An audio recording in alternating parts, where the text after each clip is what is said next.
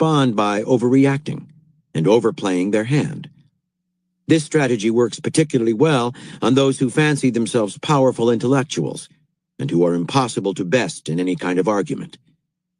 By quoting their words and ideas back at them in slightly grotesque form, you neutralize their verbal strengths and leave them self-doubting and insecure. 3. Toward the middle of the 16th century, a young samurai, whose name history has left behind, developed a novel way of fighting. He could wield 2 swords with equal dexterity in his right and left hands at the same time. This technique was formidable, and he was eager to use it to make a name for himself. So he decided to challenge the most famous swordsman of his time, Tsukahara Bokuden, to a duel. Bokuden was now middle-aged and in semi-retirement. He answered the young man's challenge with a letter. A samurai who could use a sword in his left hand with the same effectiveness as his right had an unfair advantage. The young swordsman could not understand what he meant. "If you think my using a sword with my left is unfair," he wrote back, "renounce the match." Instead, Bokuden sent off 10 more letters, each repeating, in slightly different words, the charge about the left hand. Each letter only made the challenger more annoyed. Finally, however, Bokuden agreed to fight. The young samurai was used to fighting on instinct and with great speed, but as the duel began, he could not stop thinking about his left hand and Bokuden's fear of it. With his left hand, he found himself calculating, he would stab here, slash there. His left hand could not fail. It seemed possessed of its own power. Then suddenly, out of nowhere, Bokuden's sword cut deeply across the challenger's right arm. The duel was over. The young samurai recovered physically, but his mind was forever unhinged. He could not fight by instinct anymore. He thought too much, and he soon gave up the sword. In 1605, Genzaemon, head of the renowned Yoshioka family of Kyoto swordsmen, received the strangest challenge of his life. An unknown 21-year-old samurai named Miyamoto Musashi, dressed like a beggar in dirty, ragged clothes, challenged him to a duel so haughtily that Musashi must have thought himself the more famous swordsman. Genzaemon did not feel he had to pay attention to this youth.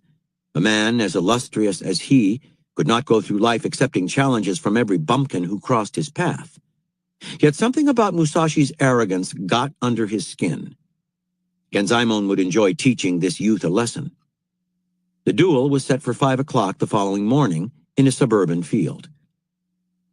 Genzaemon arrived at the appointed time, accompanied by his students. Musashi was not there.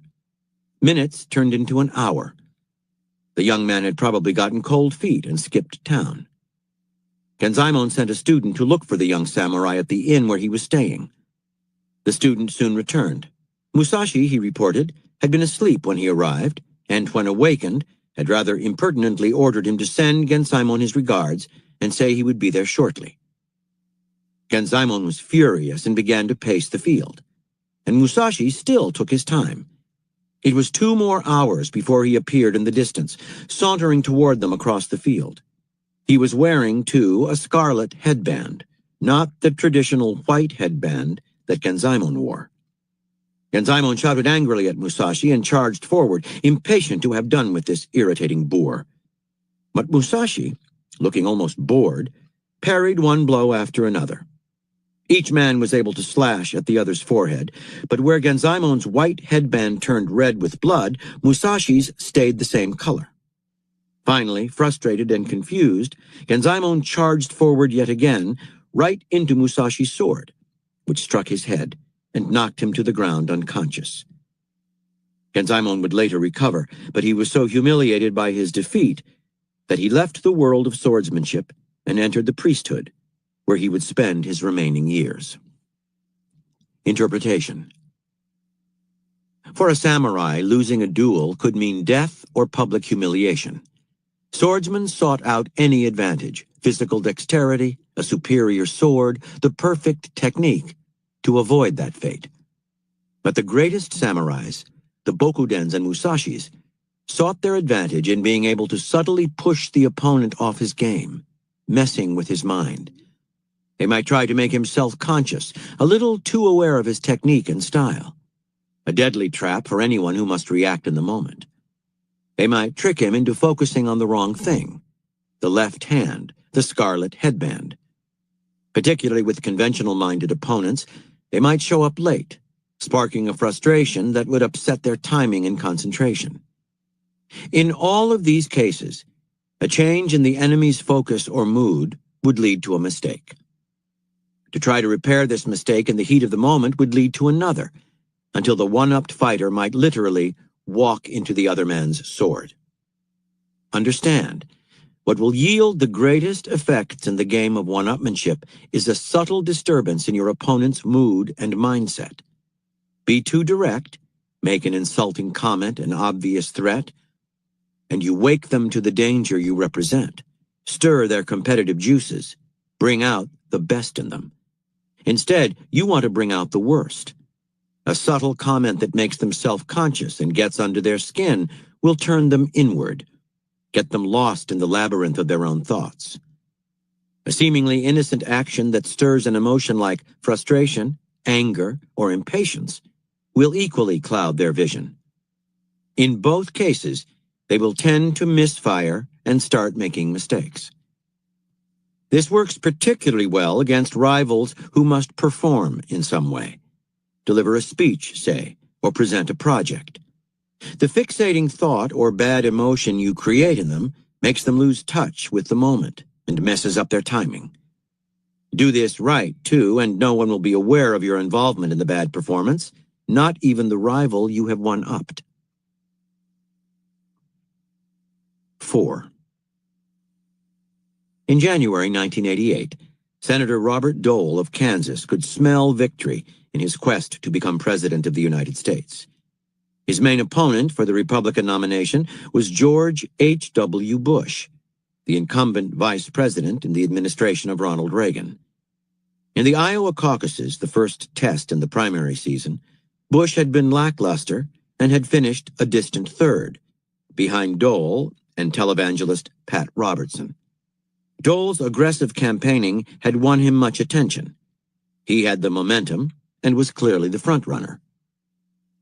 To Dole, however, there was one blemish to his great victory in Iowa.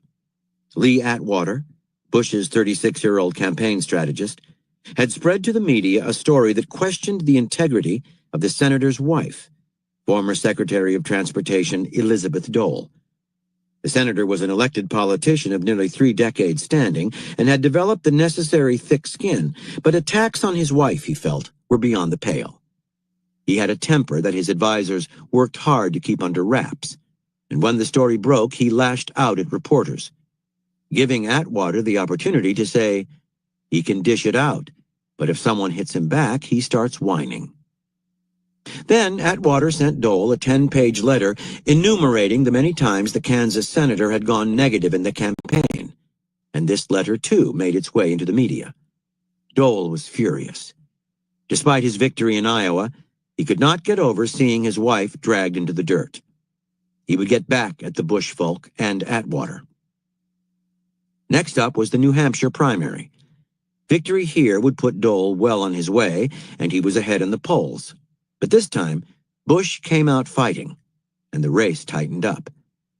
The weekend before the vote, the Bush people ran an ad portraying Dole as a straddler, a man with 2 faces whose Senate